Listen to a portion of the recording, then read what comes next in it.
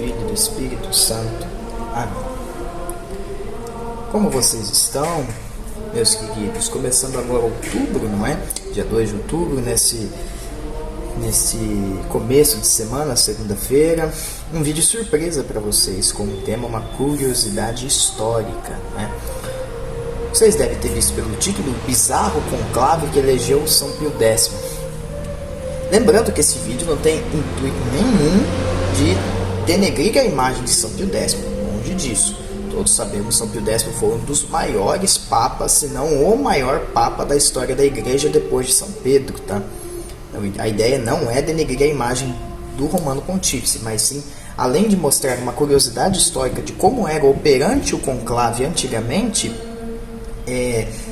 como basicamente também é definido como Deus auxilia a sua igreja, mesmo depois de um conclave que tinha tudo para não ir bem, ele na realidade elege um santo, tá?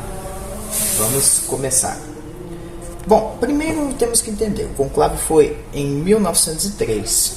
Leão XIII havia falecido no dia 20 de julho, depois de 25 anos à frente da Cátedra de Pedro, tá?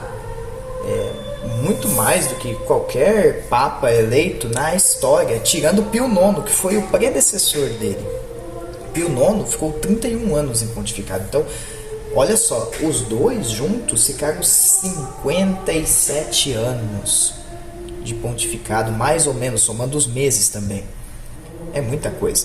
Depois de tantos anos, com apenas 2 papas, esse conclave de 1903, esse determinante para ditar os rumos da igreja no século XX. Porque é o seguinte, lógico, Leão XIII pecou um pedaço no século XX, mas muito pouquinho, 3 anos, já estava mais velho, bem velhinho, né? Então, nesse conclave ficou então a disputa. Como que vai ser o novo Papa? Ele vai seguir a linha de Leão XIII, mais branda, moderada, seguindo uma ideia de justiça, entre aspas, social, que não é justiça, né? A doutrina social da igreja, ou mais centralizada e conservadora, mais firme, como a de Pio IX, não é? Dos 64 cardeais eleitores, somente 62 participaram. Se eu não me engano, porque ele chegou na idade justamente perto do conclave, ou doença. Agora eu não me lembro certinho, tá? Quando então os cardeais reuniram-se na Capela Sistina, o foco ficou voltado para o secretário de Estado, Mariano Rampolla. Rampolla era muito alinhado com Leão XIII, tá? O secretário de Estado, pessoa de muita confiança de Leão XIII, certo? Embora os cardeais do Império Alemão e Austro-Húngaro, guardem o Império Austro-Húngaro, preferissem um candidato mais alinhado com seus interesses, significativamente hostis à França e ao republicanismo, e menos favoráveis à doutrina social de Leão XIII, tá? Então, ter um Papa como Rampolla ia ser um problema para o Império Alemão e o Império Austro-Húngaro, justamente porque ele era um mais brando e tecia muitas críticas às decisões daqueles impérios, não é? Eles olharam com maus olhos Rampolla, mas principalmente o Império Austro-Húngaro. Então eles ficaram convencidos de que a sua primeira escolha seria Serafino Vannuttili, diplomata do Vaticano em Viena. Mas ele não era elegível e isso se tornou um problema. Então eles optaram por Girolamo Maria Gotti, tá? Então eles pegaram esse cardeal. Após o primeiro dia sem votação, os cardeais votavam uma vez por manhã e uma vez por tarde. As primeiras votações realizadas no conclave e a votação da tarde, no caso elas começaram no primeiro dia, não teve, no segundo teve. Rampolla ficou com 29 votos. O Gotti ficou com 10 e Giuseppe Melchiorre Sarto, quem assistiu o vídeo de Pio X sabe que esse é o nome dele. Ele ficou com 10 votos. Os cardeais mais, os italianos com uma linha menos radical e mais, vamos seguir uma posição mais neutra, votaram em Sarto. Essa foi a terceira opção, né? E outros votos dispersos por aí, que sempre tem um que vota em um, outro que vota em outro, tá?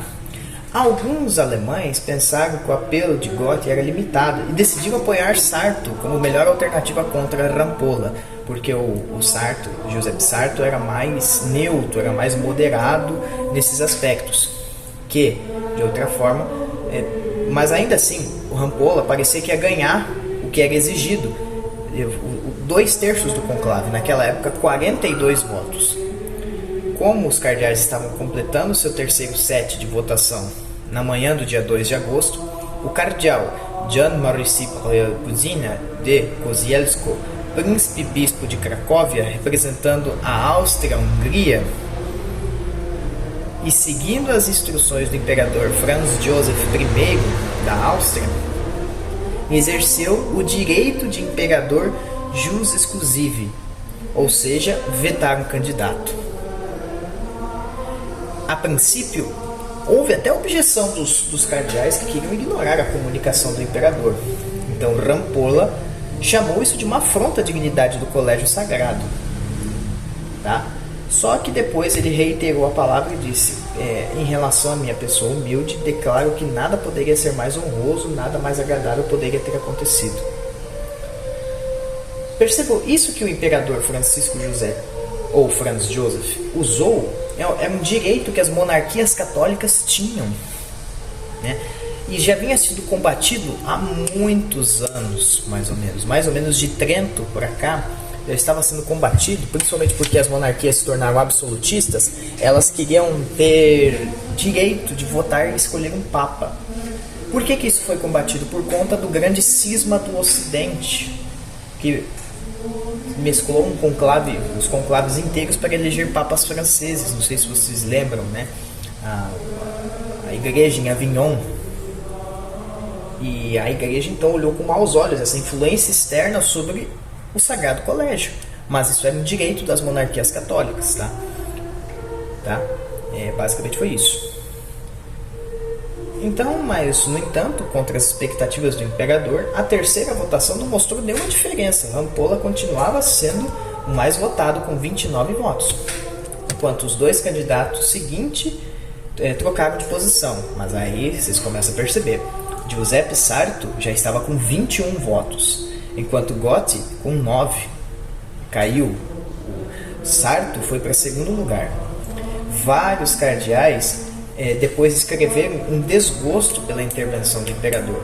Um deles escrevendo deixou grande e dolorosa impressão para todos.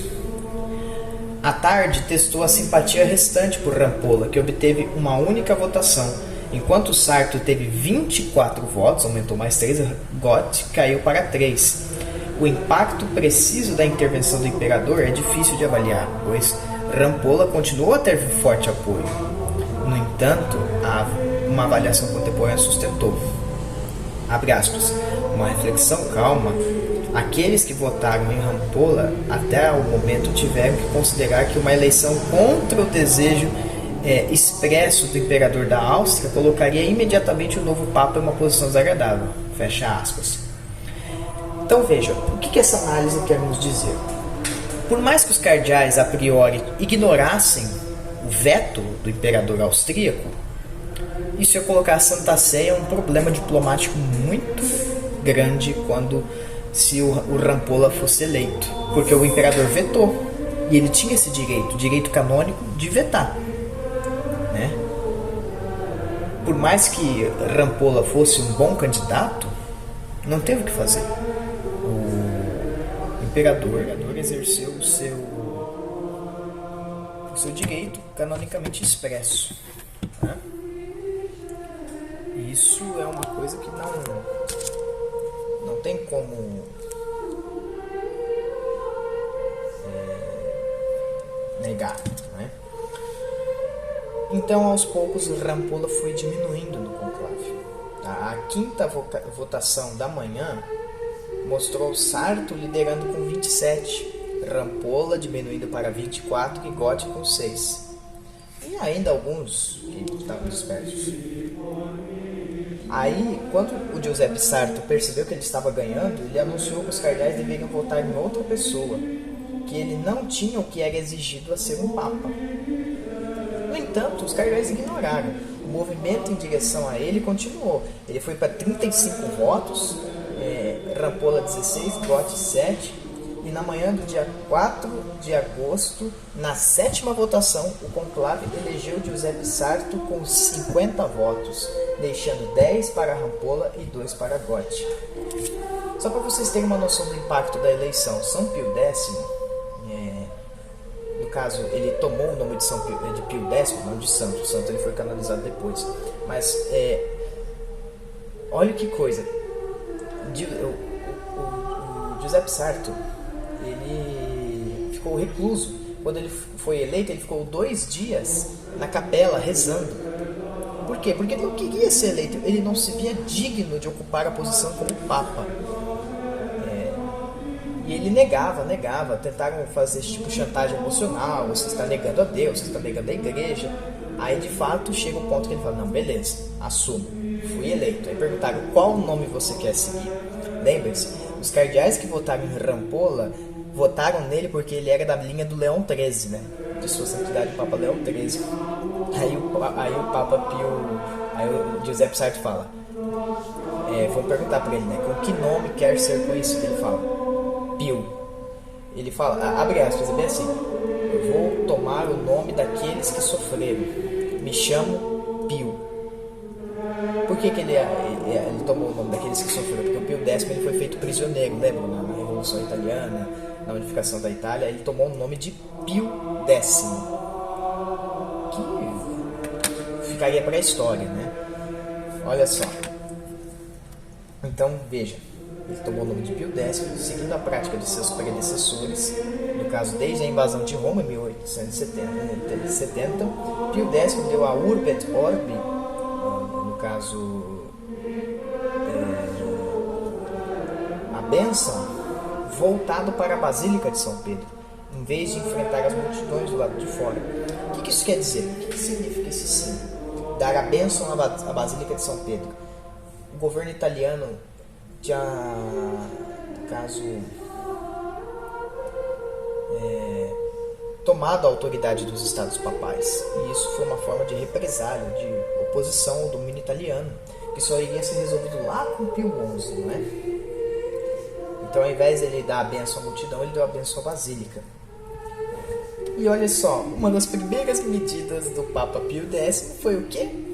Foi derrubar esse veto da monarquia católica. Então, tipo, vamos votar num cardeal que não vai incomodar o governo, né, do outro lado, o governo do imperador. Vamos votar no cardeal mais neutro.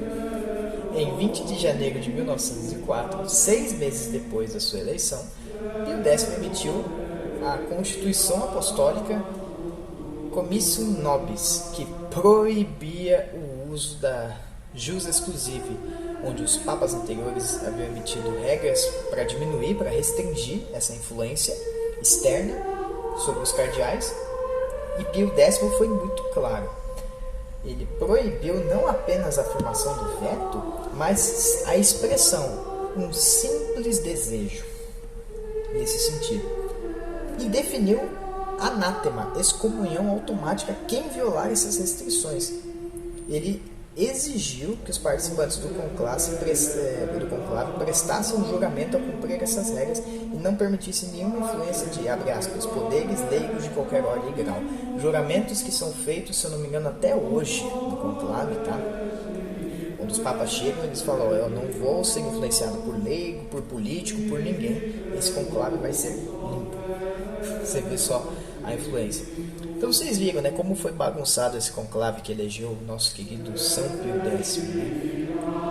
Mesmo depois de ser improvável, não era provável que ele fosse eleito, Deus não abandonou sua igreja.